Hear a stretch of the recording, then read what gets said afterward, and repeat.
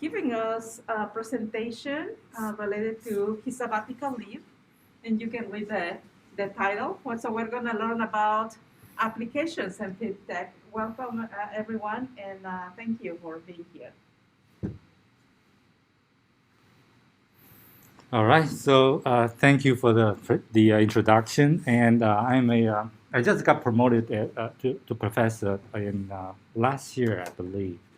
So yeah, so that will be something I'll explain some of my. I mean, because this is a sabbatical presentation, and I'll explain the process of how I got here, and just to share with you especially with the faculty member, what the tenure process can bring you. Well, that's actually one word called freedom. A lot of things you can do after you got tenures, after you got a promotion to next level. A lot of things you want to do, you cannot do in the past, but you can do it now. And one of the things that I remember when I joined UIS was in 2005, so it was a long time ago. 2005, and I think the provost was Harry Berman. Yeah, so he was there, and with all the new faculty member, that we had I don't know, much more like a convocation type of events. And so I joined that event, and Harry asked everybody the same question. Says, in your career at US, other than getting tenures and getting your publication, what other goal you have in terms of your academic career? So and then that different person has different goals. And somebody says that they want to get a science foundation grant, and so, that sort of thing. Somebody want to get go into a chair and dean position or build a good program.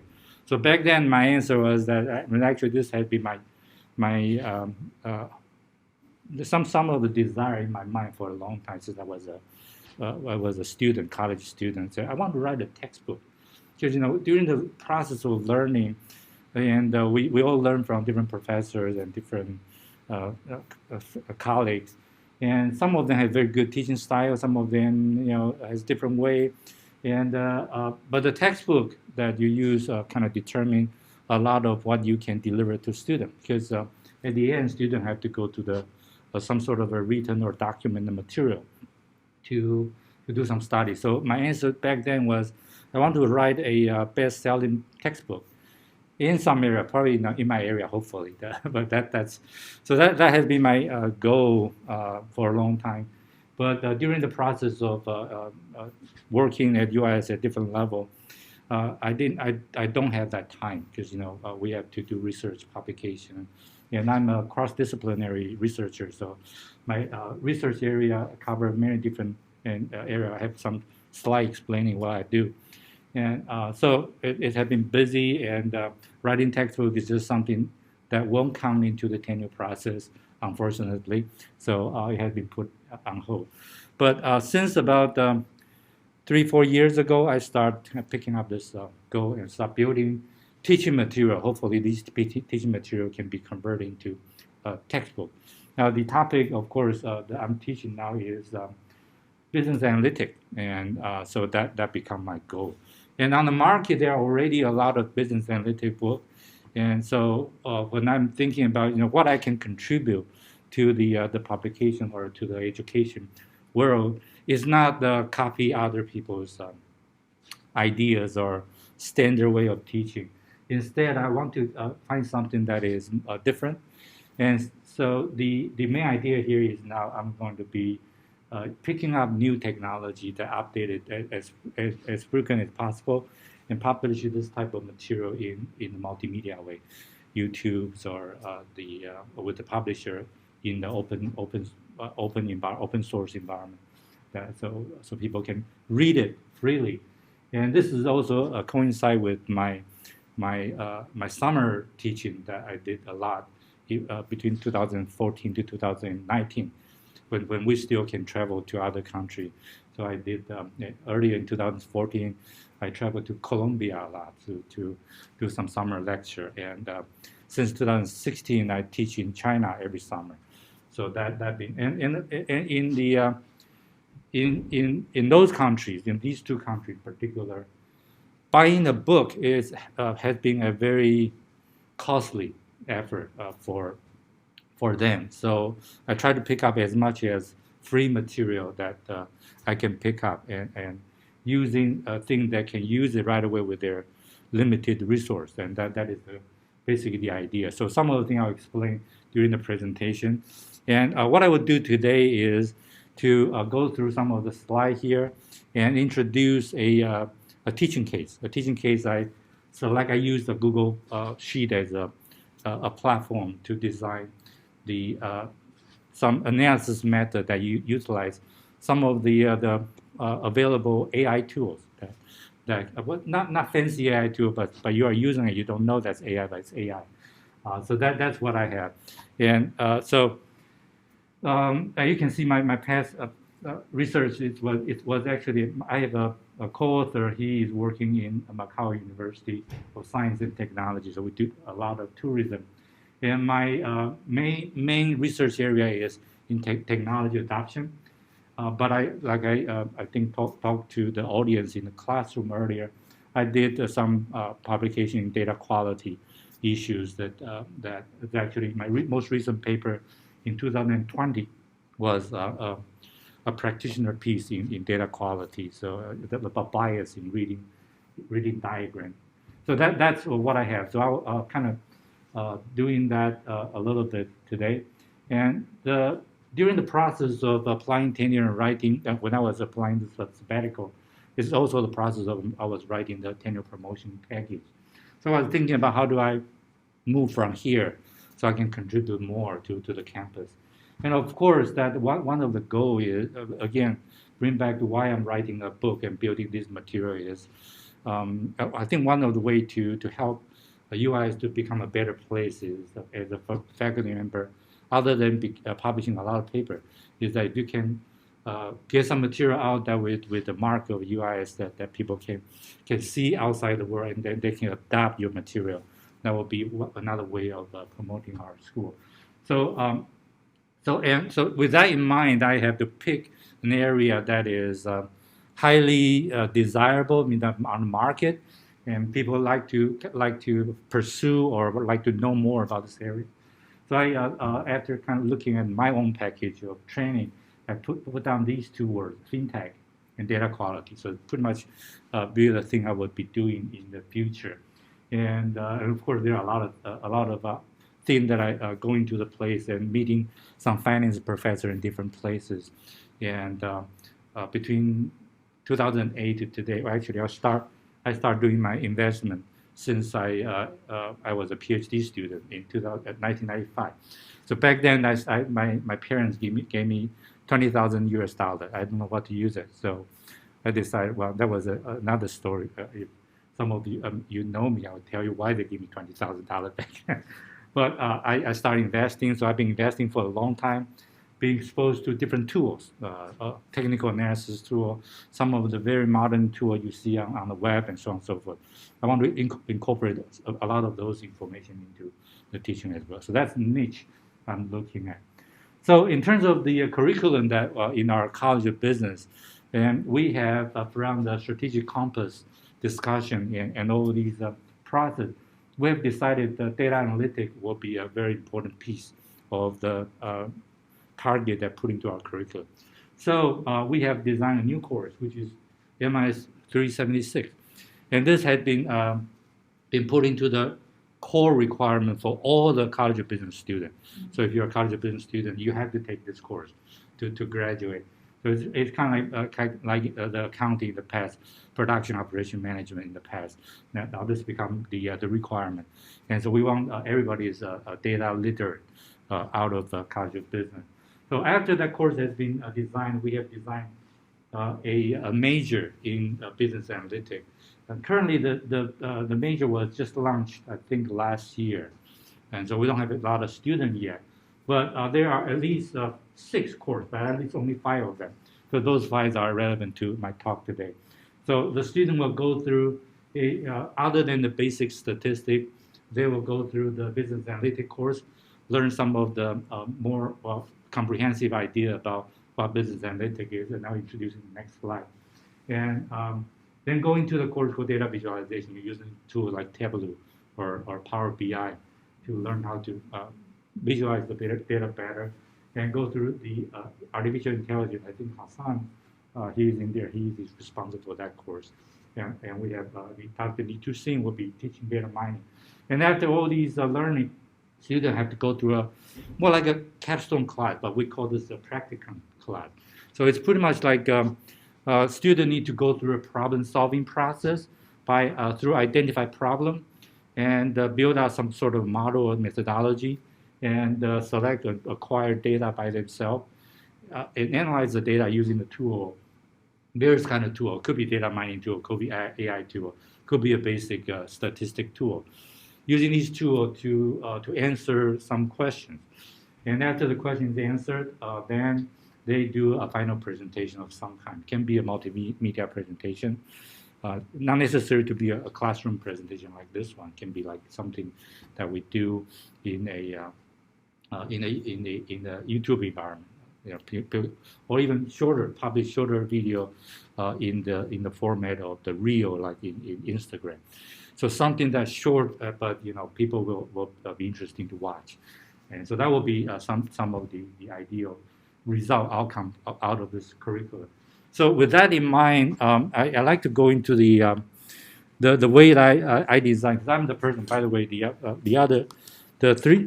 5 courses that I listed here, I'm responsible to design the first one and the last one. So that's my job here. And the thing I'm doing here is this is actually coming out of the textbook we use in 376. I make some notes on the diagram as well.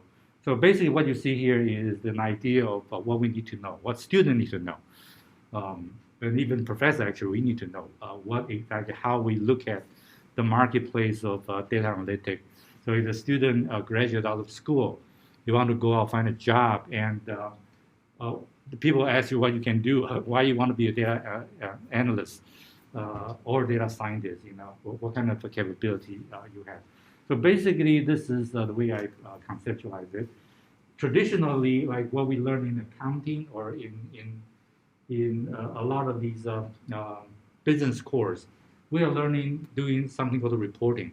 And reporting is doing data analysis, historical data analysis. So you study data from the past and try to generate some sort of understanding of the past. And moving forward, some of the courses will give you idea of some using statistics to look into more insight of the data and give you some real-time response of some sort. So you're monitoring the data every day. Now in one of the side job I have when I was about 10 years ago when I was working for a company as a consultant, they're doing something called the BI dashboard. So basically, the idea is that we are in the regular company. You have to be very vigilant in looking at the changes in the environment, your customer, your sales, your product, your supply chain, like now, to get to know what you need to respond. So that real time or the close to real time data is the next step you go into the business analytics. Some people call this diagram, this model, as the data maturity model. So if you're in your organization, how well you can do, you're moving from the traditional reporting, slowly going to like a real-time response monitoring, and going to the next stage will be something that people try to pursue, including actually I noticed on our campus, UIS, we're trying to analyze and try to make some predictive analysis by using consulting firm to analyze our recruitment data and retention data. So when we slowly go into that direction, it make your organization more powerful. So we do something more predictive analysis, and hopefully that at a certain point in time we are moving to so-called the prescriptive analysis. So the white what they call this bubble box with the text and pointing to different blocks are the content that have been included and designed into MIS 376. So in MIS 376, students have to go through a series, I think, 7 assignments plus a project. So those are the hands-on assignment plus a project. They will go through the basic statistics using OLED and GIS and some dashboard building, and doing decision tree map, do a little bit review a little bit regression and ANOVA type of method to kind of contribute to understand their role, relative role in different stage of this maturity. But I look at this map, including the textbook I'm using.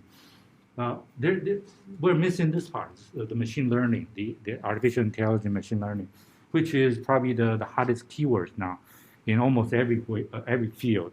So that is where I think well, I should do something in there. So as I probably mentioned very quickly earlier, so I say, okay, fintech is a niche.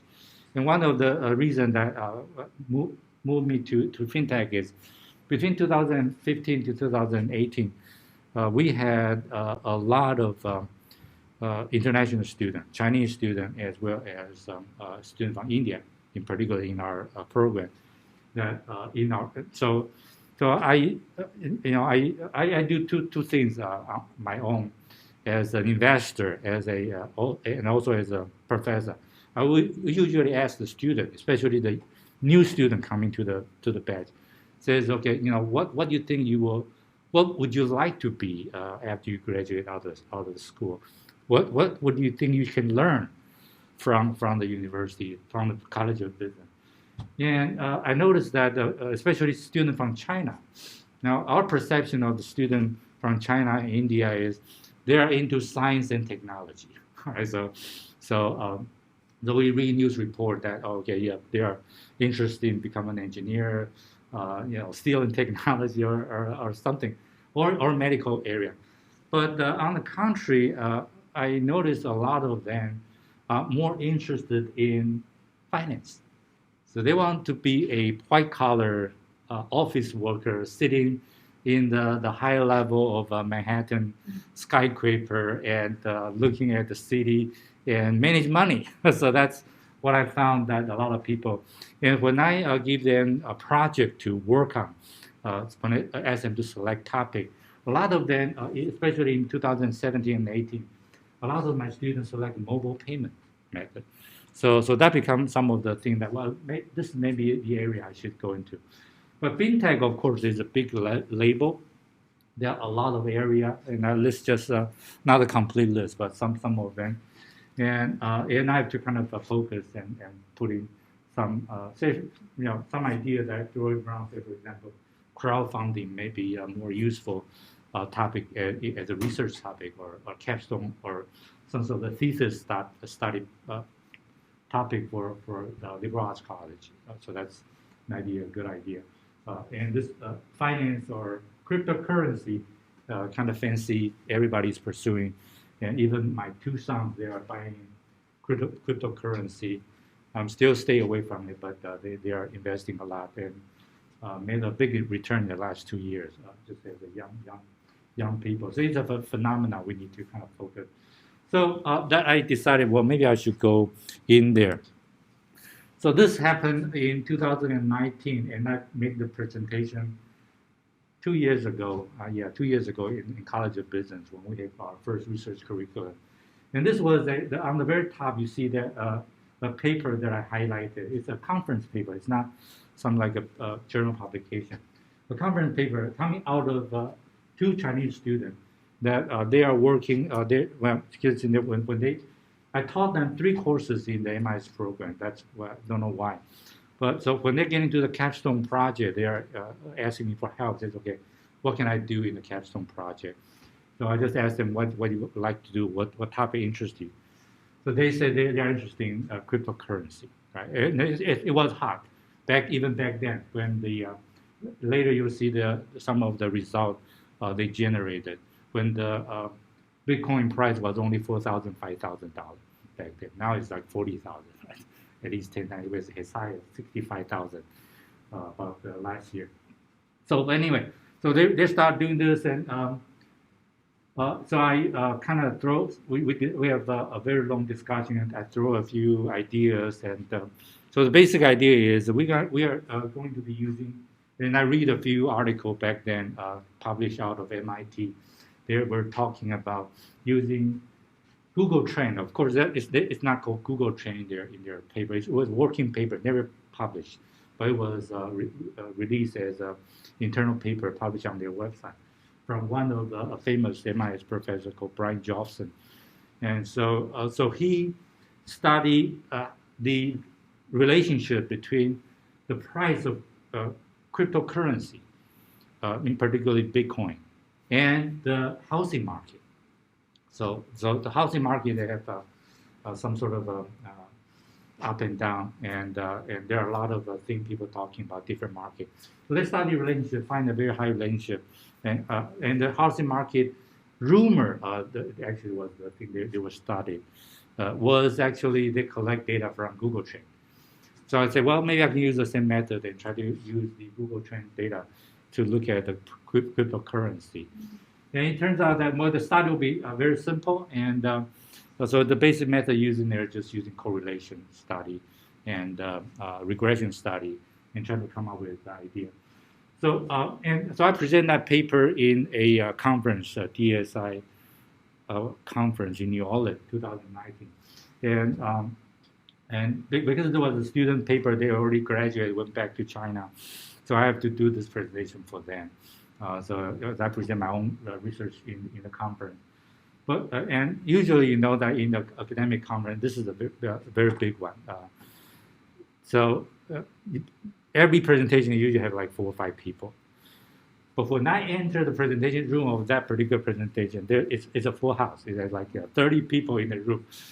And I was totally shocked. Okay, but and so you know how popular, how interested people are in that particular topic, in cryptocurrency. And so I decided, okay, maybe I should start learning some of the financial method and things. So after that, and during the sabbatical, I published 2 other papers on the finance area.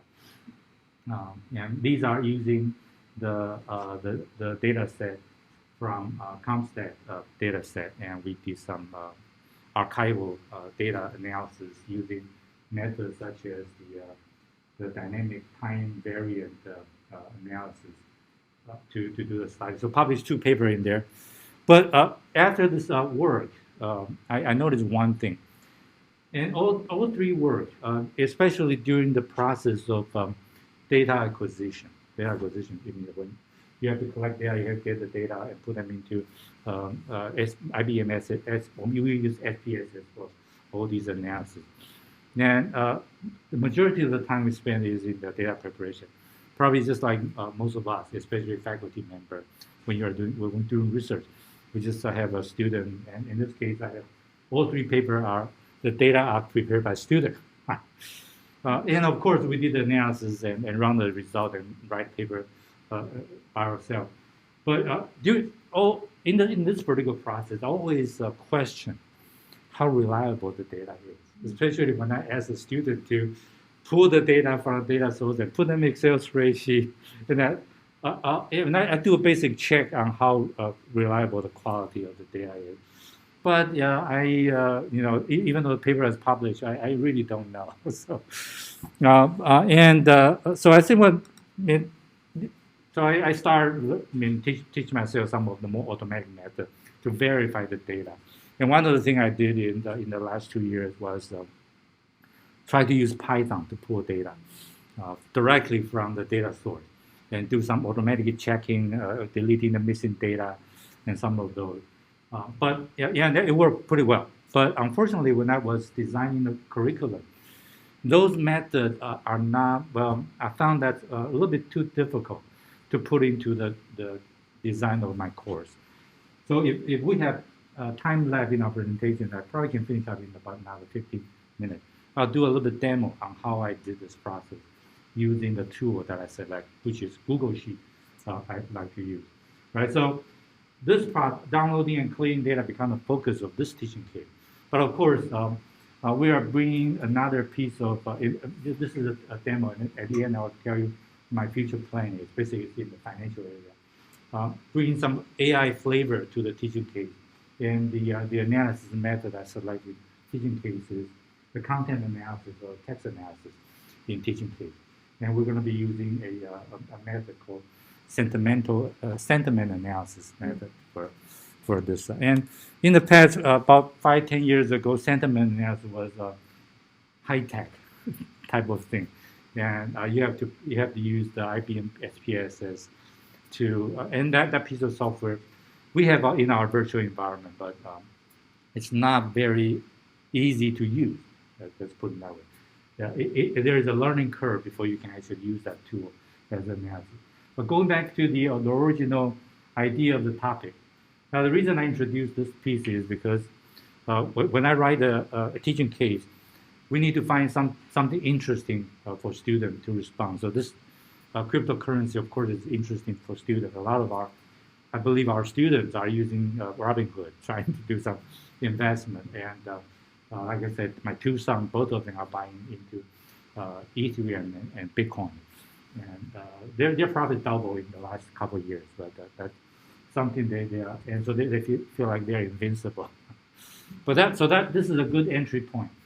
So in the model, it was very simply using some of the ideas that, okay, there are two factors. One is that the Google Trend signal, strong or weak.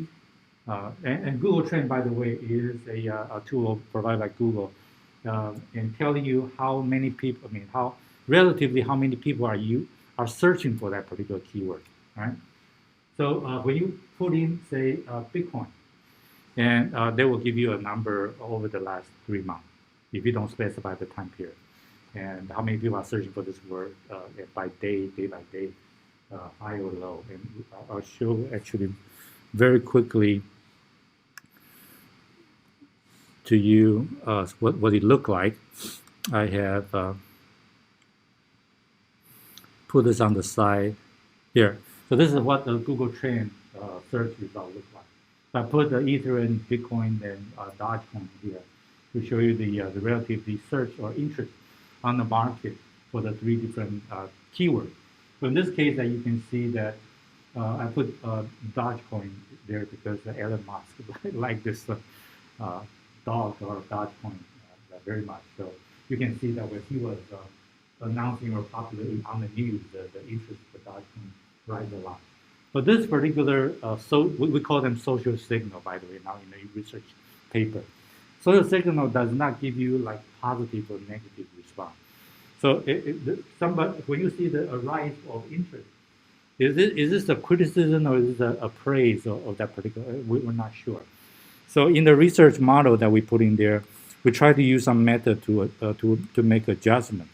So in this case, we're looking at. I'll give a little bit time to load. All right, we give this a little bit thing called the daily trend. We're looking at if this price of the Bitcoin is going up or going down.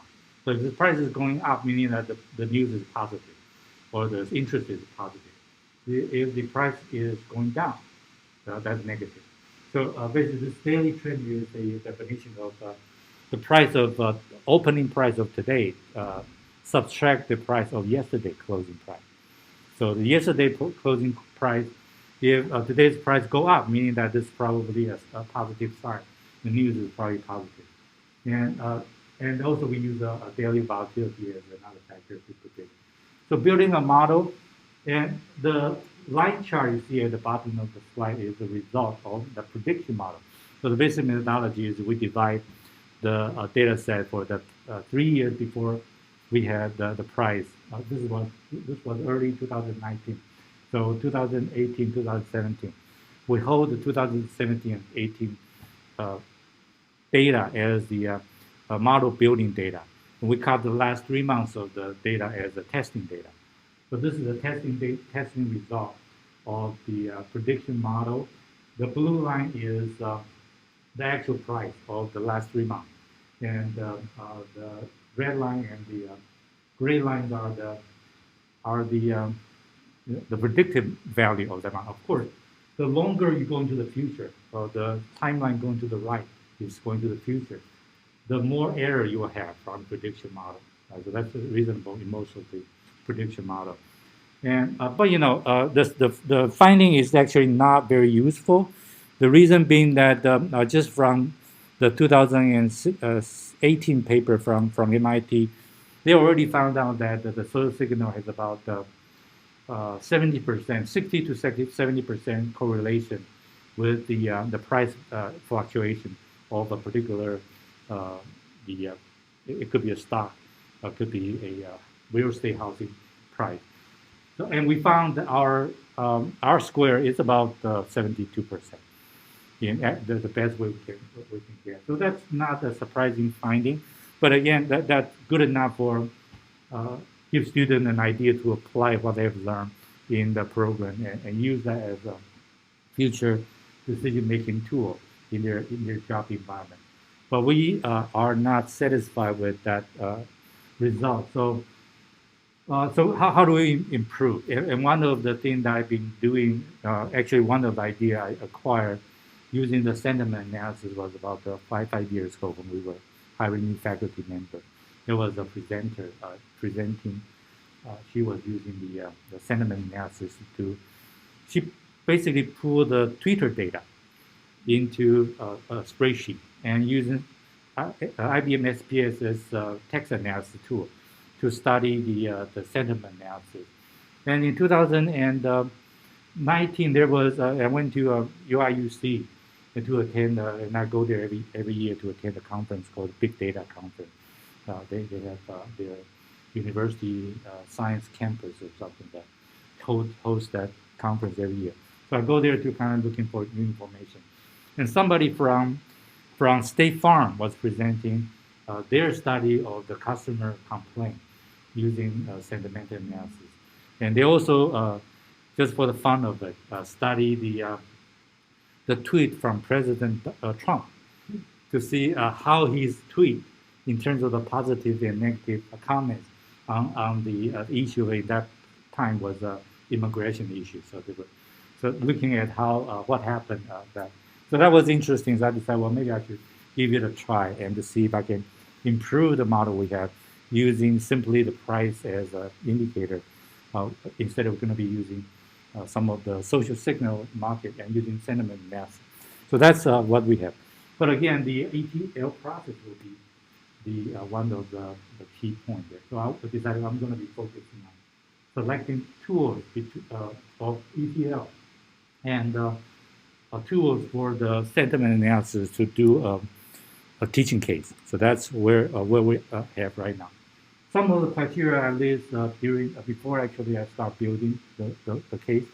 That I want to do something that is relevant, easy to use, and I like this term. Somebody bring up this idea of democratization of knowledge. So the basic idea is a lot of this we call the professional knowledge in the past. It will become like everybody's knowledge in the present. This happened a lot when I was a kid. When we take the exam, we had calculator already, but when we go into the exam, the professor or the teacher does not allow us to use a calculator. If you look back, it's kind of like a joke. You know? But now, if you look at today and you go into the high school classroom, students are not allowed to use the Google search to do the exam. So in the future, maybe that your exam will be allowing the student to use Google to answer questions. So a lot of this knowledge has been democratized. And so I think in terms of the data analytic field, it's the same thing. A lot of analysis, we need a professional, a data scientist writing sophisticated Python program to do it. Nowadays, you can pick a free available component from the platform you selected. And that's all. This is the basic idea of what this teaching case is all about. And of course, the story or the problem that we present to students needs to be something that we can force them to think critically, analyzing the situation, not just blindly using the tool and try to present the data, or just using the tool to do something very simple. So this is the focus in the whole case progress, or progress for the student. In particular, in our practicum class, students will go selecting a problem, go into the process, and selecting methodology and try to make an analysis. We're going to be focusing on the middle two blocks in building the teaching case.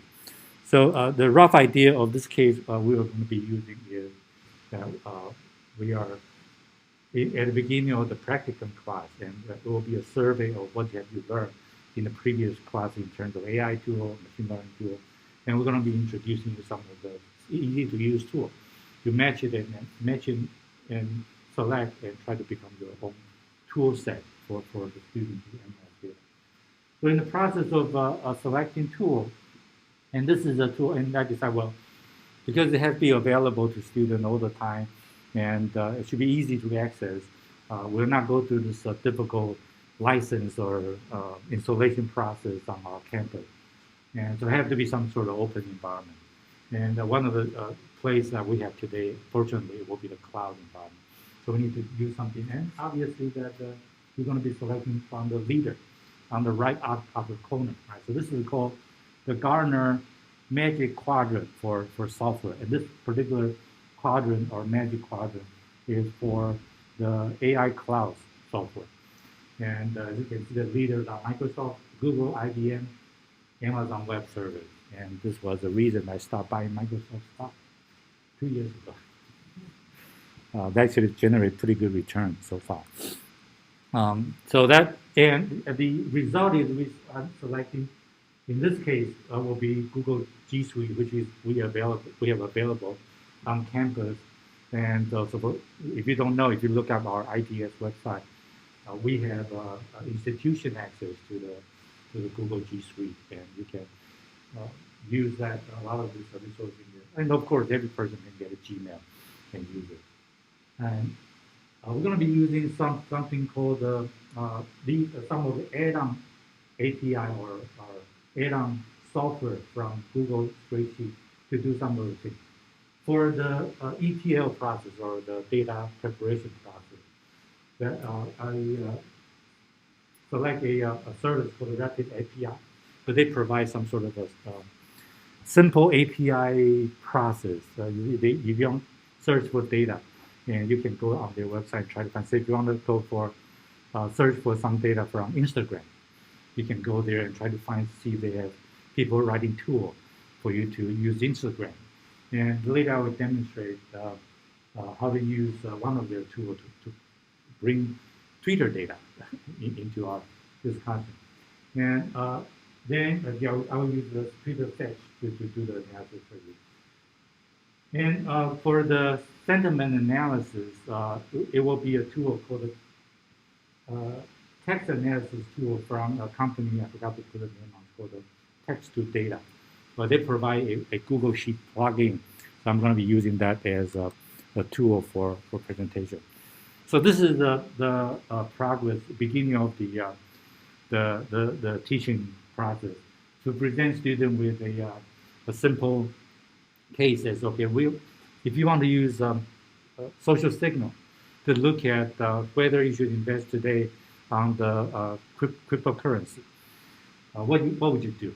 What kind of if you want to build a Excel Excel chart, what kind of chart are you going to be building? Now, in terms of the text analysis, the sentiment analysis is part of the text analysis or content analysis in the category of the AI tool that we are presenting. One of the most basic tools available in both Excel and Google Sheet environment is the text cloud. So a lot of this kind of interesting, fun tool to look at. You can see something. If somebody's interested, the word will be bigger. Not so interested, word will be smaller, but it will be put into a text cloud. The idea is very similar to Google Trends. So one of the things is for them to play around with some of this basic tool they have learned probably if not, then I'll introduce this to them. And so this is one of the data I downloaded from a website. This is a cryptocurrency kind of trading and information website, kind of like a lot of stock trading website, information website, Motley Fool, that sort of website. For Coin Telegraph, this was the website we used to download the coin price for our previous research. So this is one of the data sets, they're sample data sets, just download them.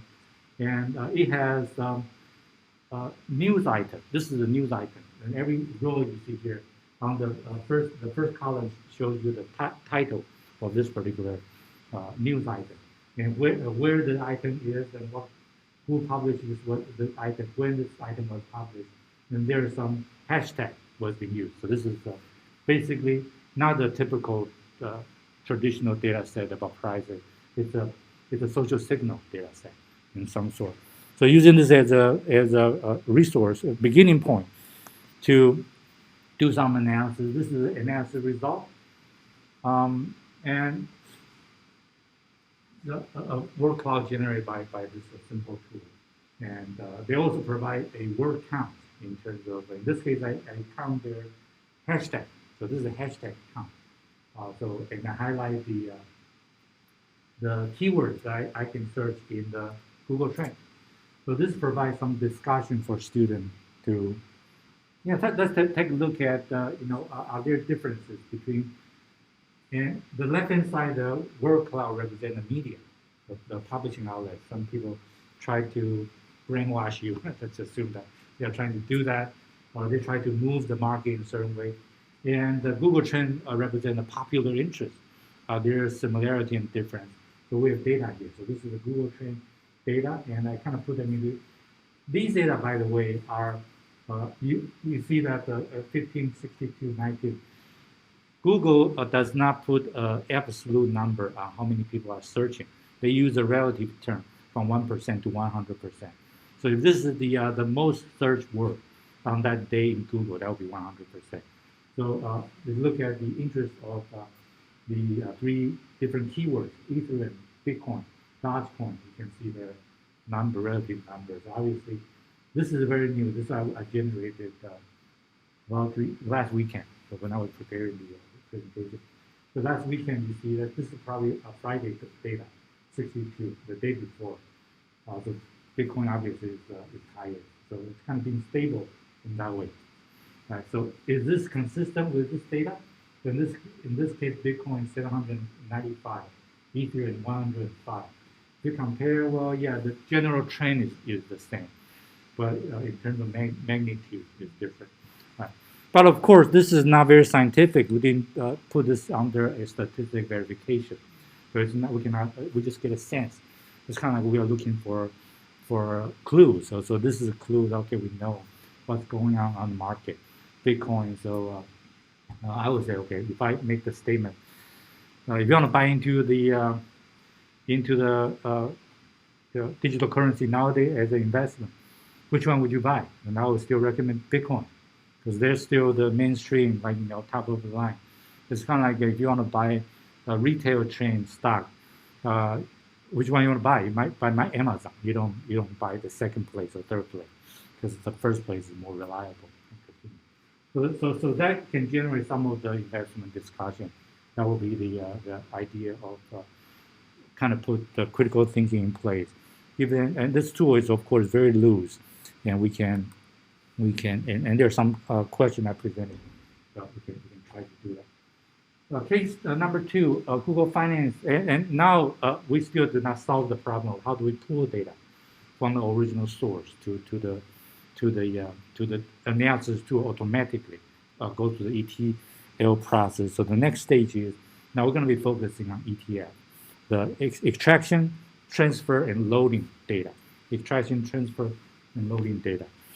So this is a tool I kind of captured the screenshot for you because if I do a live demo, it would probably last too much time. And on the top of the Google sheet, you see that there is a function called Google Finance. This equal sign Google Finance. And with that particular function, you put into the correct stock ticker. In this case, it will be a currency ticker. So it's currency, ETH, Ethereum, USD dollar in terms of USD dollar.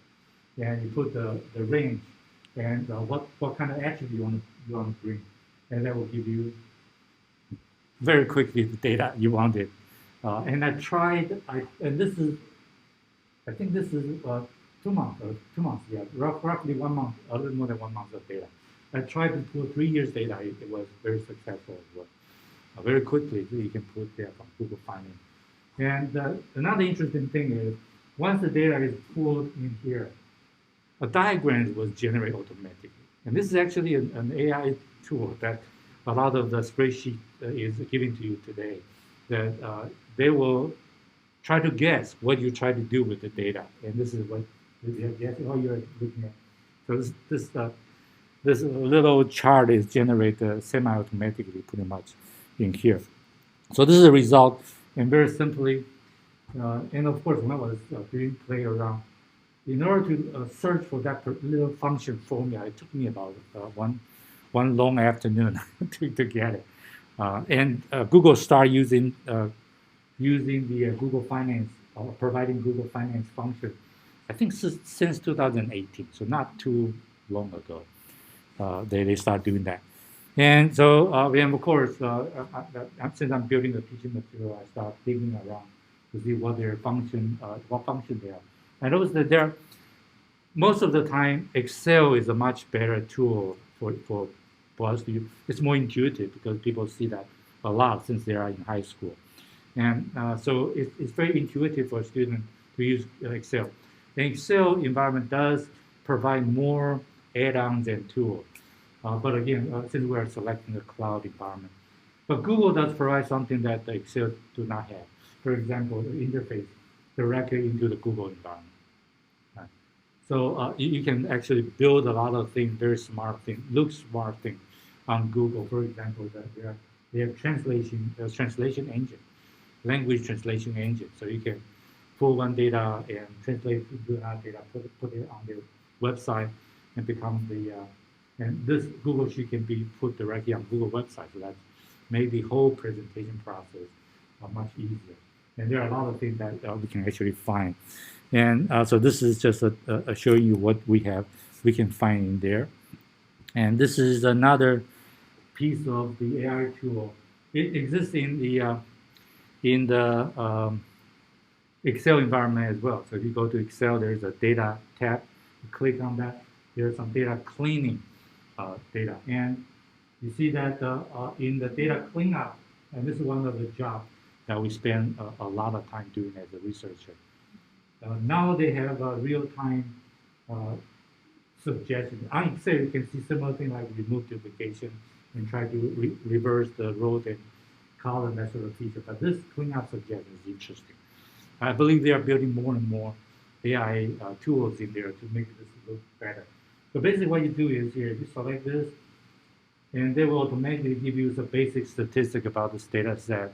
So you don't even need to do the descriptive statistic. It's already there.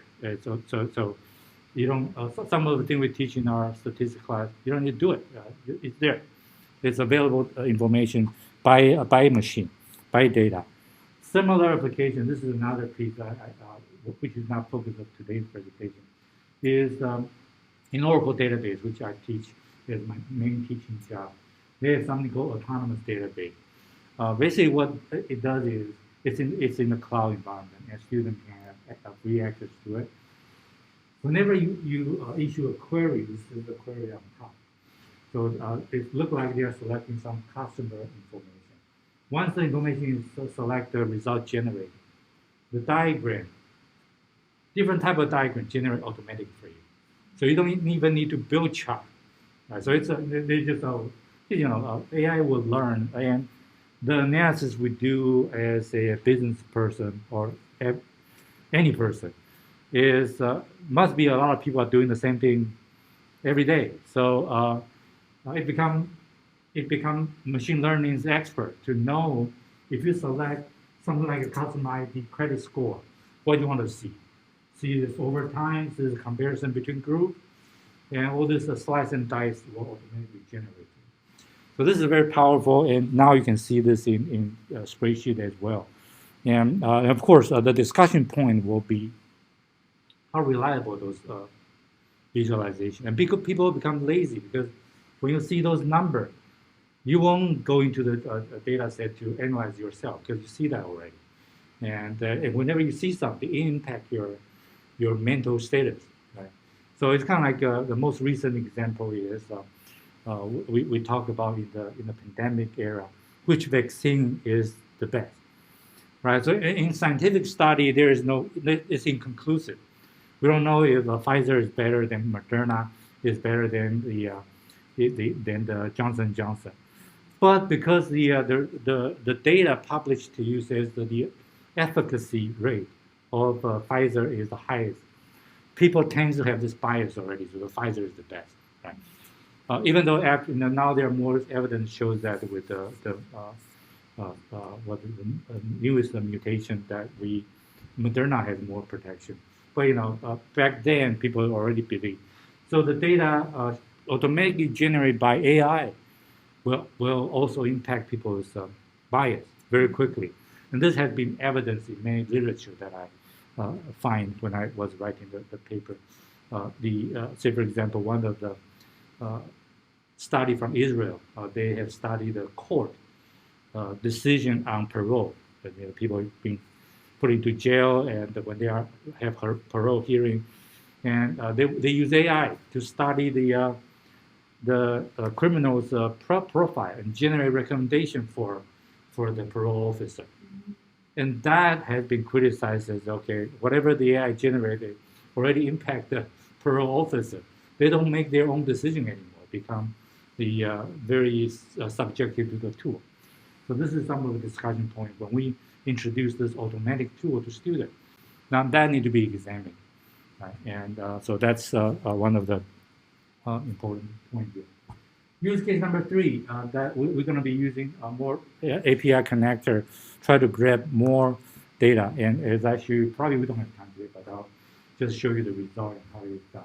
So basically in Google Sheet environment, this is not existing in the Excel spreadsheet environment. Excel spreadsheet required to install more, what do you call this, add-on extension in order to do this. In Google spreadsheet, extension is the same extension. It's called the API connector. It's one integrated piece in the Google spreadsheet. So with this API connector, they can connect to almost every data source that you provide with the proper authorization, proper source data. They use the terminology called handle or the endpoint. So you have the handle or endpoint, you can get the data. So this is an example of pulling the same Bitcoin price directly from a website, production website to the data. Currency, something about, it's not visible here. But basically, it's very quickly you can pull the data directly into the environment. Well, coin ranking API, coin ranking. And this is the example I was trying to show you how we do this. This is a Twitter API. So we can bring Twitter. What I did here is I pulled yesterday. This was done yesterday. So I used the hashtag UIS and going to Twitter, and it pulled me all the tweets with the hashtag UIS yesterday here, and with the comments and statement. So this is a UIS tweet. And one of the things I do not have time to do yesterday was to do a sentiment analysis on what people should be all neutral or positive, because this was tweeted by, I think, UIS official account, and probably 1 or 2 are coming from students. That even has the username. You can see that diversity, EIUIS, BCS. So if we want to monitor the UIS social signal, we can do that very quickly now. So we have a actually very subjective tool to look at, and we can even compare our UIS social signal with like say Eastern Illinois University or with the University in Peoria. But anyway, so we can very quickly see what's our visibility on the internet. And furthermore, the tool, and again, doing this, the time spent in using this tool are not in the use. It's more in learning how to use. Right? When you get the tool, learn how to use and get it run correctly, it runs just very quickly. Depends on how much data you want to pull. So once you have those data, now we can start generate data using the main thing missing from my 2019 student paper was to do some sentiment analysis on the social signal. That is showing up something similar to this, right? So the sentiment analysis would generate, and I do a sentiment analysis on the title of the news item that they publish from the website. And you can see different date, they have a different news items. Some of them are positive, some are negative, some are negative. And there is a relative score. Positive, positive I believe is higher than 0.03. Between 0.3 and negative 0.3 is the gray area. And you have this color coded. So this number called the sentiment score now can be used as a variable in any model, in regression model or any econometric model to do analysis, right? So that will be something that I hope that this will be the project. So put it all together, you have sentiment analysis result, you have easy to use tool, you put them together, that become a nice project that students can work on. And because the tool, once they learn how to use it, become just a tool. It's kind of like building a Lego box. Now they have different Lego pieces. They just put together different Lego block, become their design. Right? So that will be helpful, and hopefully, well, not hopefully, it should be. The students should find that interesting and useful. And a lot of things that when they go in there, and I was doing a demonstration, but I'll probably skip that part and record a little demonstration later and share with everybody. Yeah. So that's it. And I think there are a couple of comments here. Oh, just praise. I hope that will be useful, and our college curriculum, and these will be put in our college curriculum folder somewhere, will be visible to all the college business faculty members. So outside of the college, anybody want to see some of the work I've done in this data analytic curriculum, I can easily share through the box folder.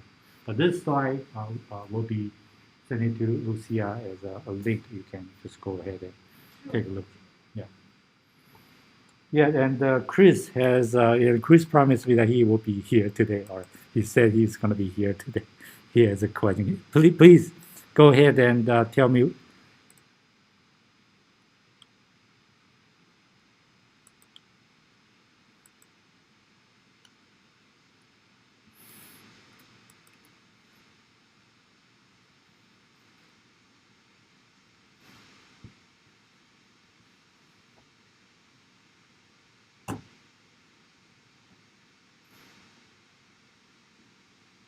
Yes, the motivation is very simple. One is that most of the things we do in Google Sheets are doable in Excel. But Excel has one biggest limitation, which that is Excel is a very personal tool. Even though that in Office 365 you can share with Excel. But one of the things that my preference in tool selection is always that I want to select something you don't need to pay.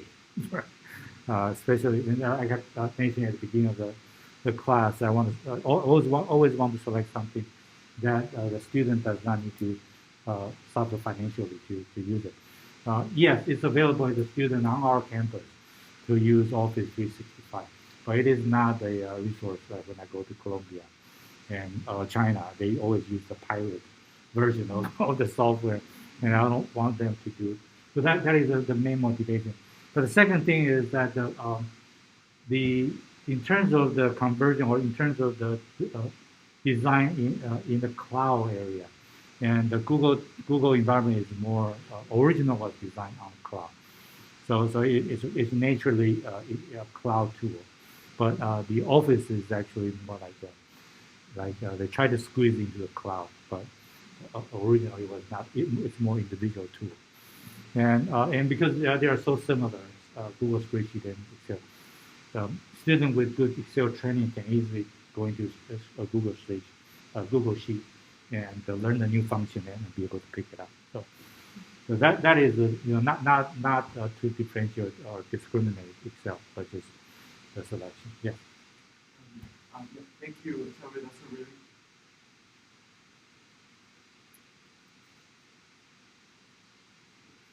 Yes.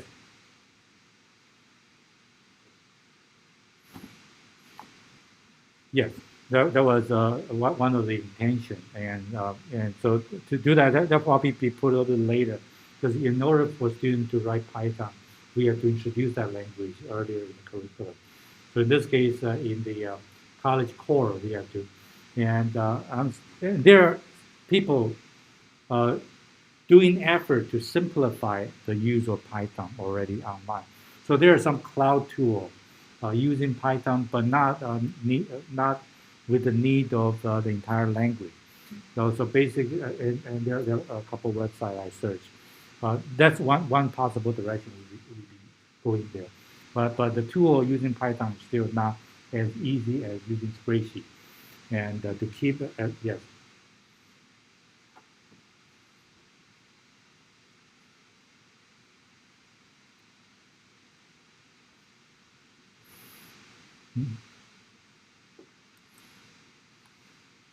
Weka, yes. Uh-huh.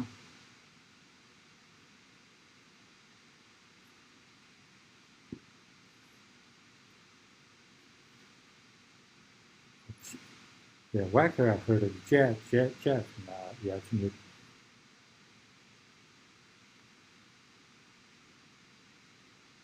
Uh-huh. Yes.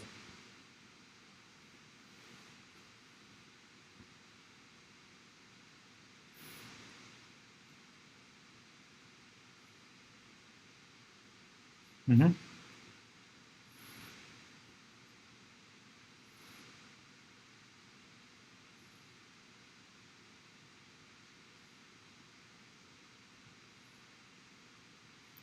Yes. Yes.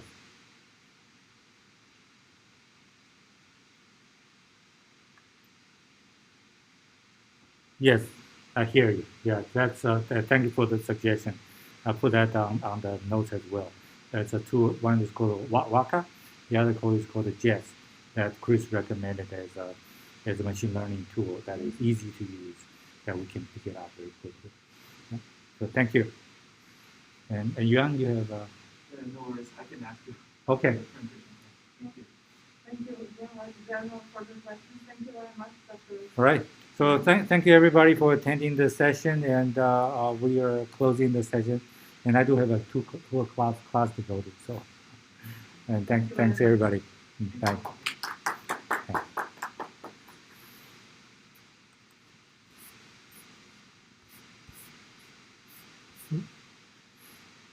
You're welcome.